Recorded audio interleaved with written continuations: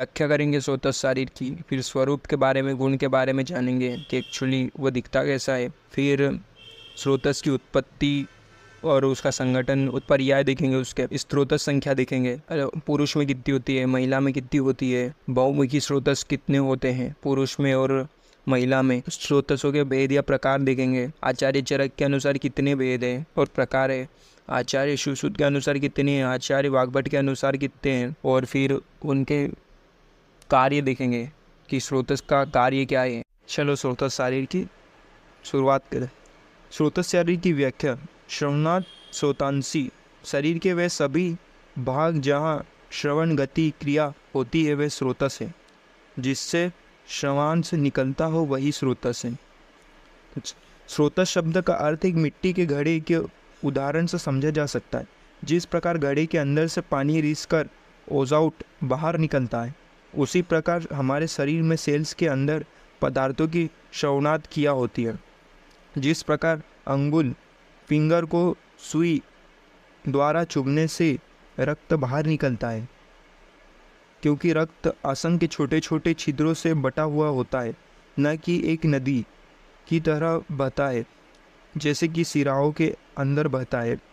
जैसे कि उंगली पर सुई चुभाने पर रक्त निकलता है। उस मतलब इन्होंने बताया है कि सिरा धमनी स्नायु हमने स्रोतस में के बाहर कर दी है। मतलब स्रोतस सिरा धमनी स्नायु नहीं है, इसे सिरा धमनी स्नायु मत समझ ले रहा। और जो आपको सुई छुपती है तो हमने ऐसा तो नहीं है कि यहाँ से क्यों निकल रहा है खून, आचार्यों का कह रहा था कि हाँ यहाँ तो ना है, सिरा धमनी स्नायु है। यहाँ पे छोटे छोटे आचार्य बोलते हैं छिद्र है जिनमें रक्त गतिमान होता है, और जब चुबाते हैं तो रक्त यहाँ से रिसता है। सुई चुबाते हैं तो रक्त वहाँ से रिसता रहता है। उन्हीं छिद्रों को स्रोतस कहा गया। यावांत पुरुषे मूर्तिमंतो भाव विशेषा तावांत एवास्मिन स्रोतसा प्रकार विशेषा। इंसान में जितने ही मूर्तिमान द्रव्यमान वाले भाव विशेष वस्तु है, उतने ही इस पुरुष में स्रोतस के प्रकार है। मूर्तिमान द्रव्यमान क्या हो गए? आपकी यकृत, प्लीहा, लीवर, स्प्लीन वगैरह जो लिक्विडिटी मेंटेन करते हैं, उनको उनके प्रकार होते, मतलब उनकी रक्त, मांस, मेद, अस्थि, धातु प्रकार, उससे ही स्थान रिलेटेड आगे चल के आएगा, इसको भी एक्सप्लेन करेंगे। पर अभी तो आप इतना जान लो कि जो भी द्रव्यमान वस्तुएं हैं उनसे ही स्रोतस के प्रकार बनाए गए। श्रोतांसी खलु परिणाम अवगह मानानाम धातुना अभिवाहिनी भवंती आर्यांथेन। रस से जो भी धातुएं उत्पन्न होती है, रस रक्त मांस मेद अस्थि रस से ही बनी है ना, तो उन्हें वहन करवाने वाले सूक्ष्म छिद्र या सूक्ष्म मार्ग, ये सुई चुबा दी हाथ में तो वहाँ सिरा धमनी स्नायु है ही नहीं, तो वहाँ वहन कौन करवाएगा? वहाँ वहन करवाएगा स्रोतस। जो छोटे छोटे छिद्र है वह धातुओं का वहाँ पर वहन करवाते हैं, वहाँ तक पहुँचाते हैं।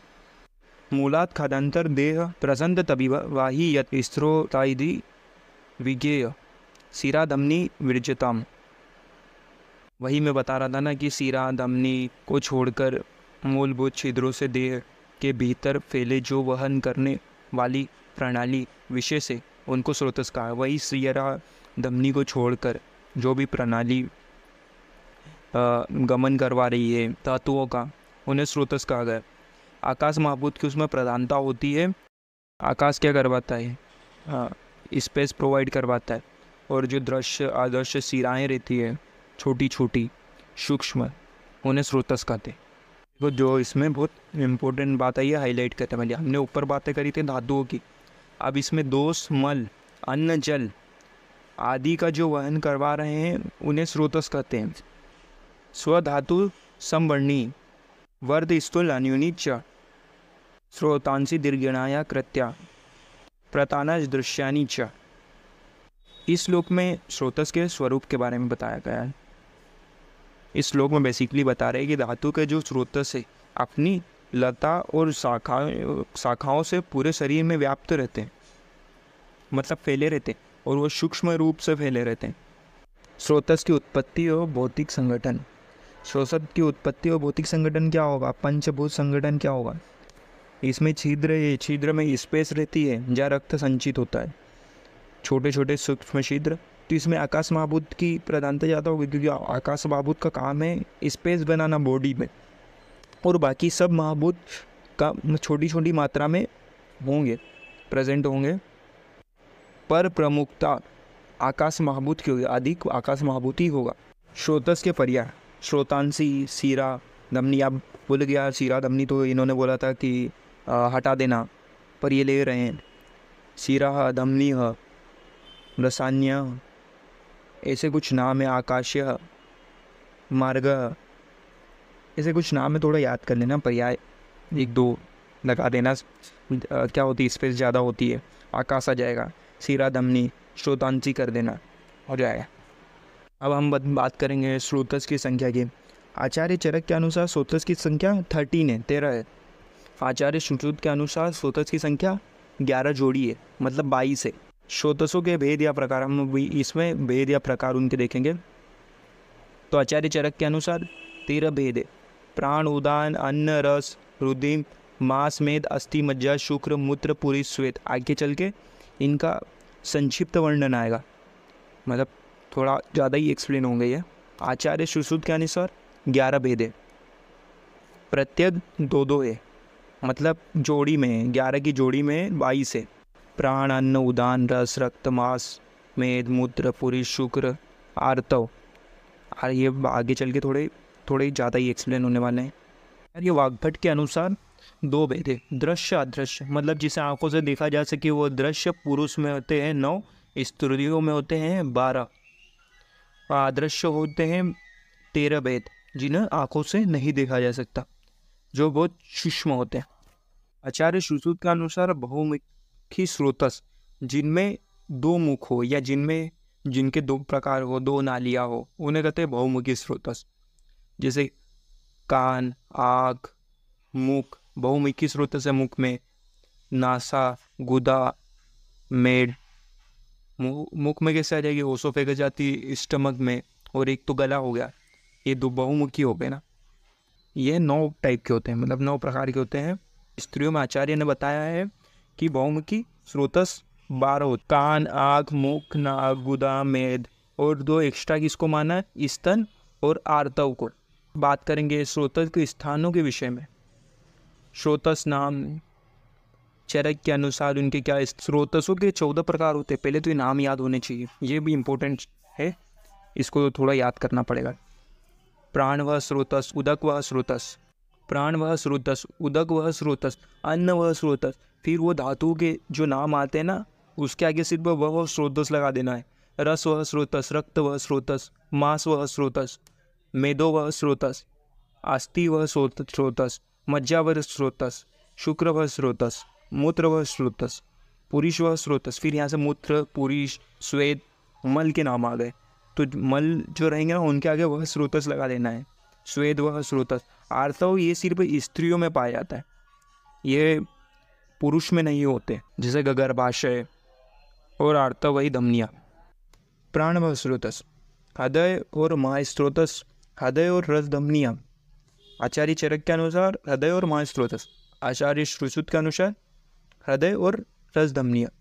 और ये सेंस भी बनाती है, बताओ क्यों, कि प्राण का स्थान हृदय है, और हृदय से ही सारा जो डाइजेस्टेड फूड है वो ध्वनियों में डाल दिया जाता है, और ध्वनियाँ और स्रोतस से वो सूक्ष्म भाग तक, सूक्ष्म छिद्रों तक उस रस को पहुँचाती है। उदक व स्रोतस, नंबर 2 उदक व स्रोतस। आचार्य चरक के अनुसार तालु और क्लोम, क्लोम यानी पेनक्रियास। आचार्य सुश्रुत के अनुसार सेम, तालु और क्लोम। अन्न व स्रोतस, स्थान आमाशय और वामपाश। वामपाश होता है ना स्टमक बेडी, जो पेट के पीछे रहता है ना स्रोतस, उन्हें बोलते हैं वामपाश स्रोतस।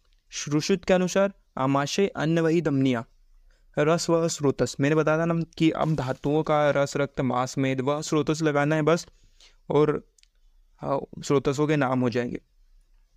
रस वह स्रोतस, हृदय और 10 धमनियाँ। और आचार्य चरक के अनुसार, आचार्य सुश्रुत के अनुसार हृदय और रसवाहिनी धमनियाँ। रक्त वह स्रोतस, यकृत और प्लिया। यकृत का मतलब होता है लीवर, और प्लिया का मतलब होता है स्प्लीन।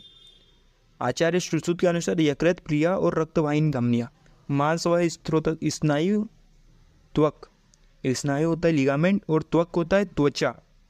आचार्य चरक के अनुसार, आचार्य सुश्रुत के अनुसार हो जाएगी स्नायु, त्वक और रक्तवाही धमनियाँ। 7वें नंबर पर आ जाएगा मेदोह स्त्रोतस, वको और वपावहनम, वसा। वको हो गया किडनी और वपावहनम हो गया वसा। जो सबसे मांस का सबसे शुद्ध पार्ट होता है उसे वसा कहते हैं, शुद्ध हिस्सा। और आचार्य सुश्रुत का अनुसार वको और कटी, कटी मतलब पेल्विक रीजन। अस्थि वसोतस, मेदो और जंगन रीजन। मेद, मेद जो लॉन्ग बोन्स में पाई जाती है, हमने कहाँ पढ़ा था ये पढ़ा था, हमने इसके बारे में पढ़ा था धरा कला, मेद धरा कला में पढ़ा था कि लॉन्ग बोन्स में मेद होती है और शॉर्ट बोन्स में मज्जा होती है और सबसे शुद्ध मांस का पार्ट वसा कहलाता है। और यह मेद और जांगन मतलब जंगा वाला रीजन आता है ना, उसमें वह स्रोतस मिलता है। और आचार्य सुश्रुत ने अस्थि व स्रोतस, मज्जा व स्रोतस और स्वेद व स्रोतस को नहीं माना। इनका रीज़न ये, स्वेद व स्रोतस, स्वेद क्या होता है, वो जो वाइट लिक्विड नहीं आता चोट लगने के बाद, वो होता है स्वेद। तो क्या हमारी शरीर से हमेशा स्वेद रिश्ता रहता है, या फिर हम अगर उंगली प्रिक करते हैं तो स्वेद आता है? वो तो सारे धातुओं से मिश्रित रक्त आता है। तो अस्थियाँ तो खोखली होती। तो आचार्य सुश्रुत ने अस्थि, मज्जा व स्वेद व स्रोतस को नहीं माना है। अब 9वें नंबर पे है मज्जा व स्रोतस, अस्थि और संधिया। संधिया मतलब होती है जॉइंट्स आचार्य चरक के अनुसार, और सुश्रुत का तो मैंने बता ही दिया कि उन्होंने माना नहीं है। आचार्य सुश्रुत ने इनके स्थान माना नहीं मज्जा के। शुक्र व स्रोतस, वृषण और सेफ, मूत्र इंद्रिय, वृषणों और स्तनों। शुक्र व स्रोतस माना है, वृषणों मतलब टेस्टिस हो गए। मूत्र व स्रोतस, वस्ती और वीक्षण, वस्ती और मेड। पुरुष व स्रोतस, पक्वाशय और स्थूल गुद, पक्वाशय और गुद। गुद हो गया एनस एनस और पक्वाशय हो गया लार्ज इंटेस्टाइन। स्वेद व स्रोतस, मेद और रोम। और आर्तव व स्रोतस का मैंने बता ही दिया कि यह पुरुष में नहीं होता, सिर्फ स्त्रियों में पाया जाता है। और आचार्य चरक ने इसे नहीं माना है। और आचार्य सुश्रुत ने इसका बताया गर्भाशय और आर्तव वही धमनियाँ। गर्भाशय वही हो गया एब्डोमेन रीजन में यूट्रस वगैरह। थोड़ी मेन हाईलाइट के बारे में डिस्कस कर लेते हैं। स्रोतसों के स्थान, आचार्य सुश्रुत ने तीन स्रोतसों को माना ही नहीं है। पहला है अस्थि व स्रोतस, दूसरा है मज्जा व स्रोतस और तीसरा है स्वेद व। इन्हें आचार्य सुश्रुत ने स्रोतस माना ही नहीं है। तो आचार्य सुश्रुत के अनुसार सिर्फ 11 टाइप्स हैं स्रोतस के, और आचार्य चरक के अनुसार 13 प्रकार हो। क्योंकि आचार्य चरक ने भी आर्तव व स्रोतस को स्रोतस माना ही नहीं है। स्रोतस के सामान्य कार्य, स्रोतस श्रवणांशी के अनुसार स्रोतस का कार्य गति प्रदान करना है। शरीर के सभी भावों की उत्पत्ति स्रोतस के द्वारा होती है। स्रोतस परिणाम प्राप्त धातु को एक स्थान से दूसरे स्थान तक वहन करता है। परिणाम प्राप्त क्या, जो सारी धातुओं से पूर्ण हो, जिनमें रस धातु हो, जो शक्ति प्रदान कर सके, परिणाम प्राप्त। शरीर भावों का पोषण करते हैं जिससे वे छिन्न नहीं होते। शरीर भावों का पोषण करना। अब स्रोतस बहुत सूक्ष्म से सूक्ष्म जगत का पोषण कर रहा है, नेल्स तक भी जा रहा है। सारे शरीर भावों का पोषण कर रहा है ताकि वो छिन्न नहीं हो पाए। स्रोतस के समान रहने से शरीर स्वस्थ रहता है, वही बात आ गई है। मलों का वहन कर उन्हें शरीर से बाहर निकालना। मॉडर्न के अनुसार ग्रहण करना, स्टोर करना, शोषण करना, एब्जॉर्व करना, निस्सरण करना, एलिमिनेट करना, श्रवण करना, सिक्रीट करना, वहन करना, टू कैरी, कैरी करना।